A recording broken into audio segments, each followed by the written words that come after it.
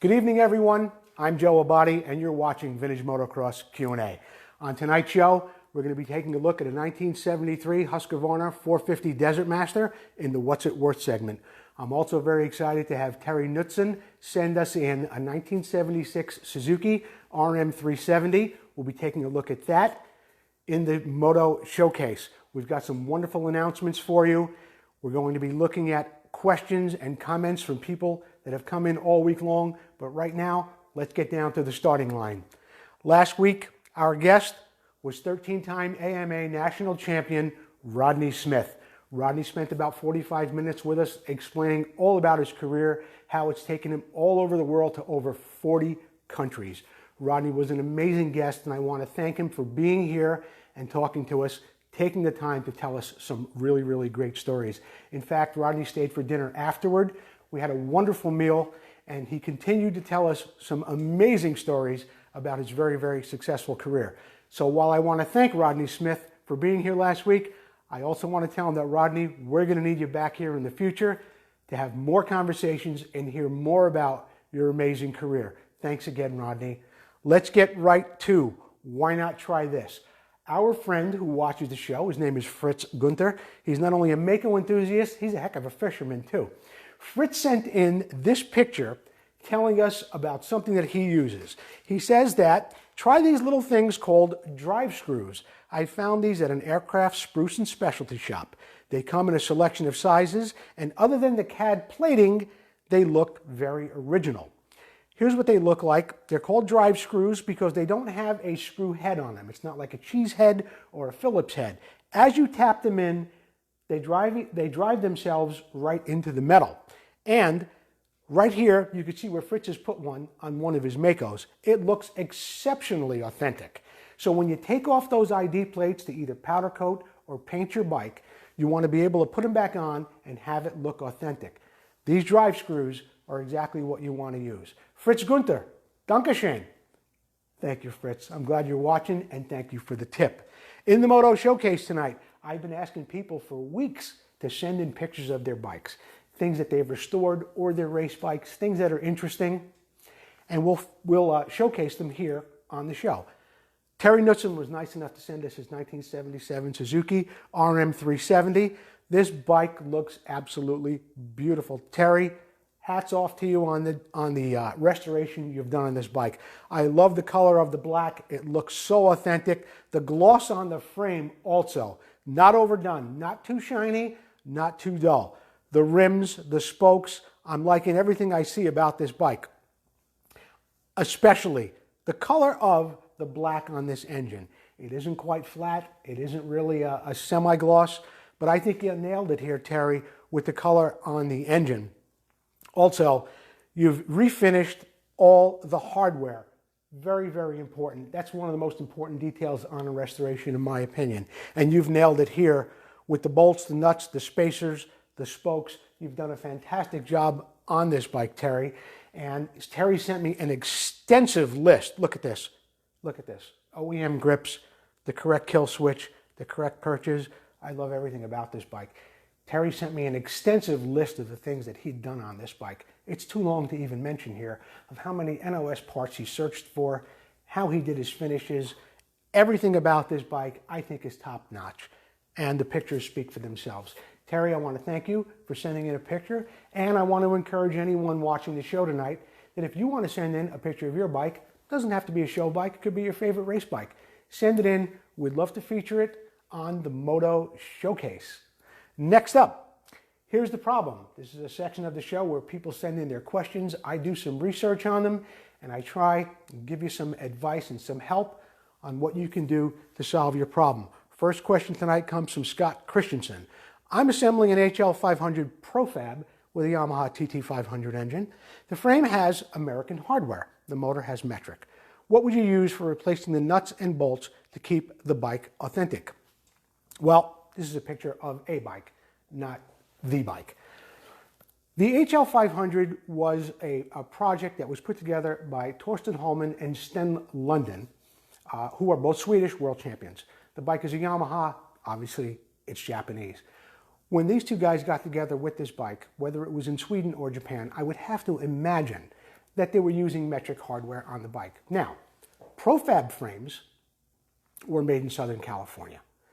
But I would have to think that even then, that the profab frame, if it was made for Sten London, or I heard even Pierre Karsmakers had OW frames made at profab at the time, they would have to have metric hardware on them. So what I would advise, a great picture of Bengt Eberg on an HL 500 during the 500cc World Championships. What I would suggest, first of all, is to get yourself a thread gauge like this. Take out the hardware that you have, check the pitch. Check the pitch on the threads.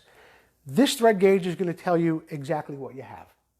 And usually on a thread gauge like this, one side is American Standard, the other side is metric. So it's going to tell you if you have a pitch of 0.075, 1.00, 1.25, or you may have, as you say, you completely may have American Standard bolts in the bike. I'm hoping that your blind screw holes or bolt holes that are in that bike, whether they're on there to hold the seat or the fenders, I'm hoping those are metric, and that someone just didn't force some American Standard hardware in there. For your areas like your engine, where it bolts to the motor mounts, there's a bolt that goes completely through there. You want to get, well, you want to get this too. Not only do you want to get a thread pitch gauge, you want to get a digital caliper like this, and you want to start measuring the size of the bolts. So let's say you have a, I don't know, 12 millimeter shank, 15 or 16 millimeter head. That should be there. You want to be able to go order metric hardware that truly belongs on this bike. If you do that, you're going to want to replate it and refinish it, and I'll tell you why. Let's say you find the correct bolts, they're metric, they're the right size, but on the head of that bolt, there are some numbers, there are some letters. You're not going to really want that on an HL 500. So what you're going to have to do is file down those numbers, sand them down, polish the hardware, have it replated, much like you see here. Once you do that, you can then assemble the bike with the correct hardware that should be metric. HL 500 is a great project. I hope I've been able to shed some light on this for you. Next question. How can I repair chain gouges on an aluminum swing arm and not discolor it? I thought about welding and filing it down. Sal Scarpa. Sal, you can weld it and you can file it down, and you could sand it, and then you can hit it with some Scotch-Brite, and then you can even polish it if you wanted to. This is an actual picture that Sal has sent me, and you can see here where the chain has worn slightly through the swing arm because there was either no buffer in between them or the bike doesn't come with a buffer. I'm not really sure what bike it's from. It looks like a Suzuki. But you can see here exactly where damage would come from that chain rubbing around that swing arm. You need some kind of defense mechanism in between there, some kind of buffer, so the chain doesn't rub against that swing arm. Even if you got to replace these every once in a while at 15, 20, 25 bucks a piece, that's still better than wearing through your swing arm, having to have it welded, and then having to do all that polishing and sanding again. This one right here happens to be from an RM125X. If you're going to use it on a vintage bike, as opposed to those neon buffers I showed you in the picture before, you might want to look for something like this, a little more of a natural finish on it. I have even heard, although I've never tried it, I've seen guys go to a home goods store and buy a cutting board. Cutting board made of that special poly substance. And they've made their own chain buffers like that, attach them to the bike, and they've got a lot of use out of them. So Sal, I hope that sheds some light on it. I wouldn't worry about discoloration. I wouldn't worry about heat treatment either on such a short section of swing arm like that. But I would get it repaired. Thanks for the question, Sal. John Pace, I've watched every episode of Vintage Motocross Q&A and enjoyed all of them. Will you be doing a segment on hardware preparation? Yeah, I will, John. And it's not something I could do here on this show in this environment because hardware preparation is going to take time and I'm going to need some time to explain to you how to do it. On Saturdays, I do a show from the Vintage Motocross Q&A page. It's called Down and Dirty. I set up the camera, I work on gas tanks, I do different things, and I just let it roll. There's not much commentary, although there's a little bit of explanation. What I'm going to do in the very near future for you and anybody else that's interested is I'm going to set up the camera next to the buffing wheel. I'll give you a little rundown of how all that works, how to prepare the hardware, how to polish it, different tricks and tips that we can use or we can show you on how to polish it before you go out to get it plated. So John, I want to thank you for watching all the episodes of Vintage Motocross Q&A, and in the near future, I'm going to show you exactly how we polish that hardware. Love the Brad Lackey interview. This is from Georgios Papas, Stikanios Georgios in Greece. Love the Brad Lackey interview. You have fans in Greece. I disassembled a perfectly good Honda 250 rim. The rim cracked at the weld. Can this be repaired and used for riding or only display? I've had this happen. You cut the spokes out of a rim, you put it on the side over in your shop, and then it actually splits out of nowhere at the factory weld. I mean, after 40 years of the spokes pulling in on that thing, and then you let them loose. I'll tell you a funny story, just a brief one. One day I was in my shop, I took a bunch of spokes out, weeks had gone by, the rim was sitting on the side, and that thing let loose when my garage was completely silent. The sound scared the bejesus out of me. Bang, that thing just lets loose. So yeah, what I would recommend, and I've done this, I have some rims that I have done this to since this happened to me. I take wire, good strong baling wire, and I put it between, right where the weld is from the factory. I put it between each spoke hole, and I wrap it real tight, and that keeps it together. Now, I have to admit something. I haven't had any failures with any rims that I've wired up like that, but I also have a lot of other rims that I haven't done that on, and they haven't failed yet either. But as a safety precaution, I would suggest putting some wire between the two spoke holes that are right by the factory weld and keep things nice and tight. Let's go to the next picture. More and more these days, and I've always tried to do this, using original rims with the date code on the rim. As time goes on in this hobby and people are restoring bikes, much like in the Corvette world or any other motorcycle, car, anything that's going to be judged at a show, people are going to be looking at the date codes on these rims. A lot of guys don't have an option. Sometimes they use XL rims or aftermarket rims. I get that. But if you can salvage your rim with the correct date code on it, I would suggest you do that. And if your rim does split open or just have a crack like that, I would say you should weld it up, and you probably could race on it. But if you're gonna use it for a restoration, build another set of rims, aftermarket rims or whatever. Go race on those. Save your rims for your restoration. When you do weld it, you're going to see a mark just like that. No matter how good that weld is, no matter how much you polish it. When you polish it, when you sand it, the anodizing, when you put it on the rim, it's going to leave a little bit of a mark. But in my opinion, if I were a judge at a show and I looked at the date code on the rim, this wouldn't bother me. This would show me that the guy went the extra mile to use the correct rim on the bike. The date code is correct. And I would I would overlook that in lieu of the correct date code on the rim. Let's go to the next picture. By the way, Georgios, thank you again for the question. Tom Daw, on a cylinder with an exhaust bridge, what should be done to prevent the piston from seizing in this area? Also, what should I be made aware of when looking for someone to sleeve a cylinder? Okay, it's a little bit involved, but I'm going to cover as much as I can. This is a look inside of the exhaust port. This is the bridge. You won't find it too much on 125s, but you find it on your bigger bikes. It's sits dead center in the middle of your exhaust. What you want to do is take your new piston. Don't put the rings on it. Take your new piston, take your wrist pin bearing and your wrist pin, put it on your rod. Put the base gasket on your bike. Slip your cylinder right down as if you're going to put it together. Not with the head, you're not going to bolt it down. You're just going to put it on there. Through that window that was in the previous picture, and we don't really need to go there.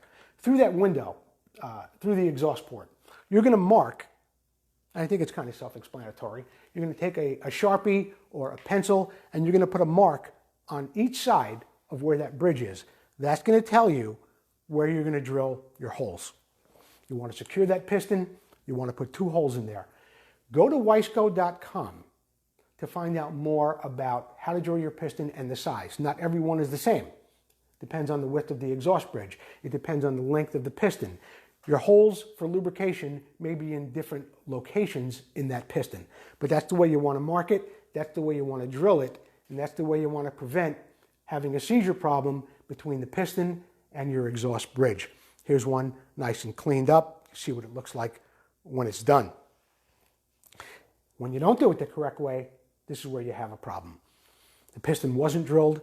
You could see where it was getting hot against the exhaust bridge, right at the exhaust port, and you're going to have a seizure problem. That's going to be the end of that. You're going to have to either replate the cylinder, get a new piston, and it cause a big problem over not drilling two little holes that are probably, I don't know, 1/16 of an inch. Again, Vmxq&A.com. Visit their website, or when you buy a piston, it may tell you how to put those lubrication holes in that piston. Pressing in a cylinder. You asked, what should you be asking someone who's doing this? If someone is really doing this professionally, like LA Sleeve, and they've done a lot, you shouldn't have to ask them anything. But certain things, here's what you need to be aware of. Number one, and I think it was, Tom, you asked me about a CR125. Pistons are getting scarce for bikes, for older bikes. Before you invest the time and money in putting in a sleeve like this, make sure that there's a selection of pistons that you can go and overboard your bike as seasons go on. 10 over, 20 over, 30 over, whatever it may be.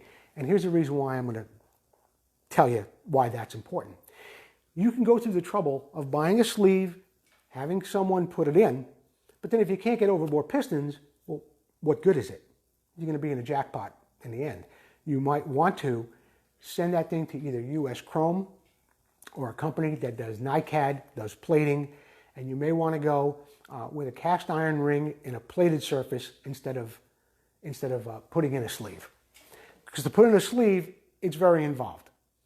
You got to put the cylinder in an oven at 300 degrees for 90 minutes. That's just to get the new one in, and you don't really press it in. When you heat that cylinder up, that thing should just about drop in to where the machinist has overboard your old sleeve. You got to put it down in there. It's got to cool off. You have to make sure the ports are matched. Everything is lined up. But again, you're asking me, well, what should you ask someone who's doing that for you? You shouldn't have to ask them too much. If it's a reputable company, they need to know what they're doing. So look for a reputable company to begin with, and don't give it to someone that says, yes, I've done 2 or 3, and I can do yours too. That's not what I would recommend. Go to spend the extra money. But, as I mentioned a few minutes ago, make sure you have the pistons that you can overbore the bike and you can get use out of it for years to come. If you can't get the pistons, I wouldn't recommend doing a sleeve. Thanks for the question, Tom. My friends and I were discussing snake pipes and snail pipes. Are both terms correct? Well, I think it's pretty obvious. A snake is an invertebrate, while a snail is a gastropod mollusc. If you paid attention to biology, you'd know this. I'm only kidding. Here's what you have. This is a snake pipe, in my opinion. The pipe snakes over the engine, down through the tubes, and you know what? While it was a term used in aftermarket pipes, snake pipe, there's other bikes like Husqvarna's and certain ones where the pipe does snake through the bike, but nobody calls it a snake pipe because it's a stock pipe for a bike. But I would consider this type of style a snake pipe. In the next picture, this is more of a snail pipe, okay? It comes out of the exhaust port, comes up the side, wraps right over the head, and the tip of it just comes out right alongside the frame, probably in front of your brake pedal, more toward the front of the bike. It doesn't snake through the frame as the other one did. It just comes down along the side. So there's no need to have any kind of argument over a snake pipe or a snail pipe, and if somebody owes somebody a 6-pack, just go get it. But now you know the difference, I think, for what I consider snake pipes and snail pipes. What's it worth? This week on eBay, I saw a 1973 Husqvarna 450 Desert Master. It sold for $3,500. It was from a private collector. It was in storage for years, and it was an unrestored in original condition. I thought $3,500 was absolutely a steal for this bike, especially considering it was original. Now, while a 450 Desert Master maybe wasn't the most popular bike at the time, I think they're great. You don't see them too often. I happen to really love the look of this bike. Very Lawrence of Arabia looking, where he was whizzing across the desert on a bike very, very similar to this. I believe this bike actually is very, very original by the way the hardware looks, the paintwork looks, and certain things about it. The Magura grip, the Magura control, everything looks quite original about this bike. You know, we've got a little nick here, a little dent in the tank, nothing to speak of. The mud flap looks original. The only thing that really kind of threw me a little bit about this bike, it's got the correct Buffalo bolts in it too, by the way. I liked the hardware. These look a little shinier, and that plate probably looks a little newer than it should. But the wear on the sticker and most of the rest of the bike all look very, very authentic. Spokes, the shouldered rims. I like what I saw here for $3,500. I really, really did. The only thing that threw me a little bit about the bike was it had Metzler tires on it. In 1973, I don't think Husky had Metzler tires, not even for 1 year. I think Huskies always came through with Trelleborgs. But overall, I believe this bike to be mostly original, maybe with the exception of these side number plates. And for $3,500, you don't have to do anything to it. Put the bike in your shop, put it on a nice lift, polish it, and look at it. Or you go out and ride it a little bit, but delicately. I wouldn't want to abuse it. I thought it was a great deal for $3,500. That's my feelings on the Desert Master. What do we got next, Jordan? A commercial break. Thank you, because I'm running out of oxygen. What do we got tonight, Jordan? Let's get a look at it.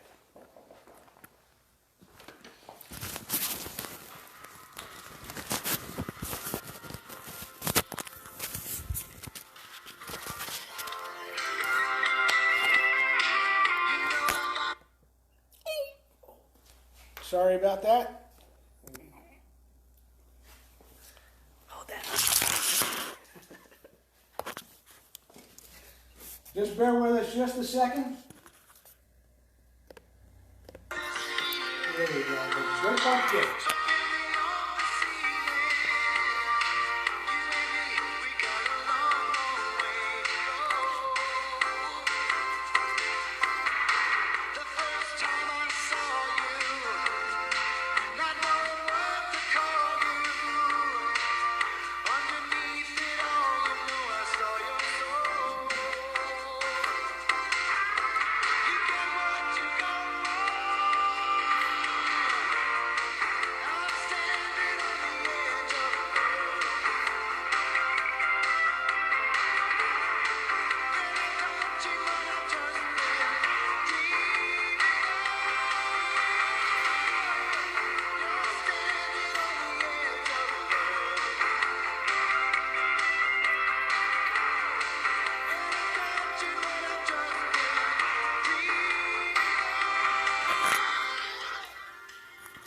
All right, and there we have the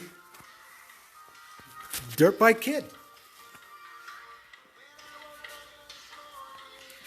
I want to thank Jordan for making these little, or finding these little special videos for us every week. It gives me a little break,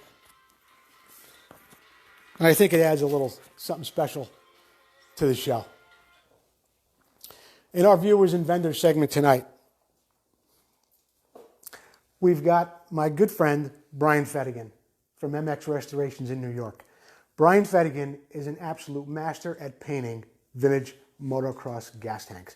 All the gas tanks that you see that I do, well, the one I specialize in most, of course, is the Honda Elsinore tank. The green finish, the clear, the black stripes, 100% perfect. I live in California. I've looked for people local to paint gas tanks for me, especially the Elsinore tanks. They'll do one or two. They do an okay job. But after that, I don't know. You've heard me say it before. They have George Barris egos, but George Costanza enthusiasm. I don't run the risk anymore. I send it back to Brian Fettigan in Morton, New York. Comes back 100% every time. Because if I'm going to mail a tank to somebody, I don't want to mail a tank to somebody in Southern California. If I'm putting it in the mail, I just assume mail it to New York. I mail it to Brian Fedigan, I know I'm going to get back exactly what I'm looking for and exactly what the customer is looking for. His green on this metallic 76 Kawasaki is always spot on. In fact, I've seen Brian do it without the graphics. He'll actually paint the Kawasaki, the white, the black on those tanks. His Suzuki, little custom work here, probably from a 1972-73 era. Does a great job with the matching of the yellow. Brian Fedigan, MX Restorations in Morton, New York. The only guy I trust with my paintwork. Brian, thanks for the years of service, and I hope somebody contacts you from watching this show. Thanks again, Brian. What do we got next? We got some announcements. Tonight, I've got a very, very important announcement. It's a very, very serious announcement. Mickey Diamond, October 21st, took a spill on a bicycle. He was in critical condition, had some serious things happen with his brain, difficult time, fell into a coma, came out of it. Now, the road to recovery is a place where they're raising money for Mickey Diamond. Other people are doing little fundraisers on their own, but if anybody here watching this can go over to Road to Recovery, and every little bit helps. You know, Mick didn't have any insurance, and he's going to have a very, very tough road ahead for him during his recovery. So if you can go over to Road to Recovery, make a donation of any size to Mickey Diamond, I'm sure he would really, really appreciate it. And our prayers and thoughts go out to Mickey and his family during this tough time. He is doing a lot better. He's up and walking, but he's got a long road ahead of him. Try and do what you can. Vintage Motocross Q&A. This show right here is going to be looking for sponsorship or sponsors. We have sponsorship opportunities. We're putting together a package right now. So things like that we've had on recently, like the Brad Lackey interview or the Rodney Smith interview. Those are local guys. They're my friends. It's easy to do. But if you want to see more interviews where we have to travel and get some expenses and get some things going, we're going to have some sponsorship programs. So we're going to have a thing to where we can have your banner on the back. We can have product placement. We're going to be doing a lot of different things. So if you think your business is something that could benefit from being a sponsor to Vintage Motocross Q&A, you could drop me a private message. But in the near future, I'm probably going to be contacting you to send you a package and let you know how we can help you out on Vintage Motocross Q&A. But I do appreciate the support so far from the people that have sent in products for us to show and everybody watching. And you know what? As far as the people watching too, the viewers, I can't do it alone. I may be able to sit here and talk about motorcycles and give you advice on certain things for 45 minutes every night, but I can't go out there. I'm not really the greatest at self-promotion. So if you can share our videos, share different things that we do on the page, whether it's the Lackey interview or the Rodney Smith interview, everything you do helps. So thanks for being a viewer, and if anybody out there has a business they think they want to have on the show and be featured, I'm interested in talking to you. Let's go to the next slide. Thanksgiving. Tomorrow is Thanksgiving, and I wanted to wish everyone here a very, very happy Thanksgiving. It's a wonderful time to have gratitude. Hopefully you're home with your family, wherever you may be in the world. I want to wish you all a very, very happy Thanksgiving. Thank you for watching Vintage Motocross Q&A, and we'll see you in the very near future. Next week, we'll see you then.